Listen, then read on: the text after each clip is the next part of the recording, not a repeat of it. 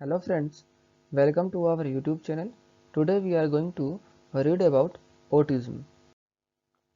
Autism is a developmental disorder and it is characterized by difficulty with social interaction and communication.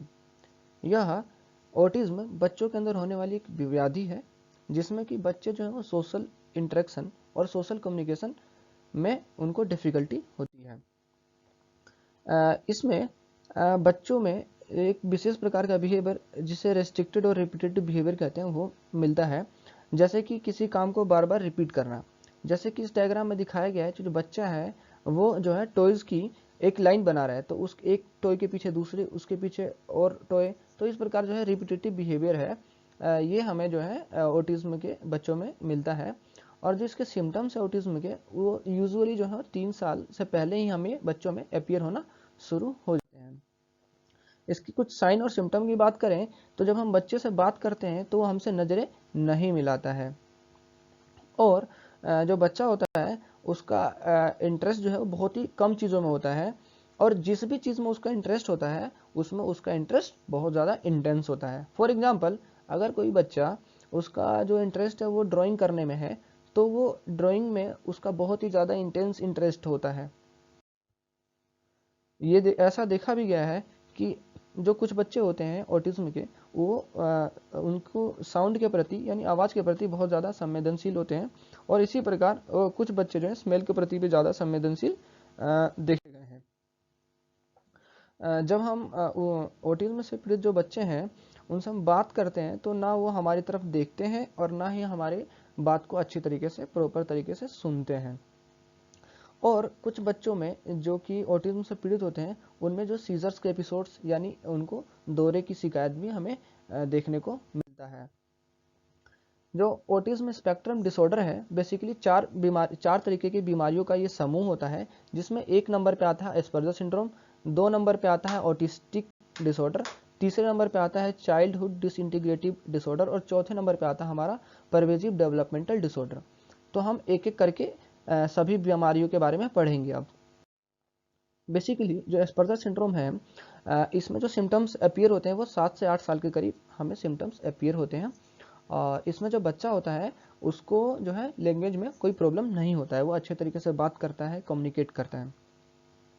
लेकिन जो बच्चा होता है उसमें नैरो स्कोप ऑफ इंटरेस्ट होता है, मीन्स उसका जो इंटरेस्ट होता है वो बहुत ही कम चीज़ों में होता है, और वो जो है वो एक फील्ड की तरफ जो है ना ज़्यादा ओबेस्ड होता है। मतलब किसी एक पर्टिकुलर फील्ड में के प्रति ज़्यादा वो संवेदनशील होता है। तो बेसिकली जो है ये एस्पर्जर सिंड्रोम के बारे में हमने ब्रीफली डिस्कस किया। अभी जो है ऑटिस्टिक डिसऑर्डर में जो है इसमें जो है जो बच्चा होता है उसको सोशल इंटरेक्शन, सोशल कम्युनिकेशन में प्रॉब्लम होती है, और जो बेबी होता है उसके जो सिम्टम्स है 3 साल से पहले आना शुरू होते हैं, और वो लगभग 3 साल में उसको हम डायग्नोस कर देते हैं कि उसको ऑटिस्टिक डिसऑर्डर है। अब जो चाइल्डहुड डिसइंटीग्रेटिव डिसऑर्डर है, उसमें बेसिकली जो बच्चा होता है वो 2 साल तक उसकी नॉर्मल 2 साल तक नॉर्मल उसकी ग्रोथ होती है, नॉर्मल डेवलपमेंट होता है, लेकिन 2 साल के बाद उसका जो social interaction, social communication skill है ना, वो जो है वो लूज करने लगता है उसको। तो इसको हम कहते हैं, इस कैटेगरी को कहते हैं चाइल्डहुड डिसइंटीग्रेटिव डिसऑर्डर। और लास्ट जो कैटेगरी है, फोर्थ कैटेगरी, उसमें जो है बच्चे में ऑटिस्टिक फीचर मिलते हैं, जैसे कि सोशल कम्युनिकेशन या सोशली इंटरेक्ट करने में उसको दिक्कत हो रही है, लेकिन ये ऊपर जितने भी हमने 3 अभी डिस्कस किए डिसऑर्डर, उनमें ये फिट नहीं होता, तो हम उसको इस वाली कैटेगरी में, जिसे हम परवेजिव डेवलपमेंटल डिसऑर्डर कहते हैं, इसमें हम इसको रखते हैं। अब कौन कौन से रिस्क फैक्टर हैं जो कि ऑटिज्म को कोज कर सकते हैं, तो उसमें है जैसे कि ये देखा गया है कि जो बॉयज़ है वो 4 गुना ज़्यादा अफेक्टेड होते हैं एज़ कम्पेयर टू गर्ल्स। और जिन फैमिलीज़ में ऑटिज्म में जो है की हिस्ट्री होती है, तो उसमें जो बच्चे होते हैं उनमें जो आगे वाली जनरेशन है उसमें जो है बच्चों के ऑटिज्म होने की संभावना ज़्यादा रहती है।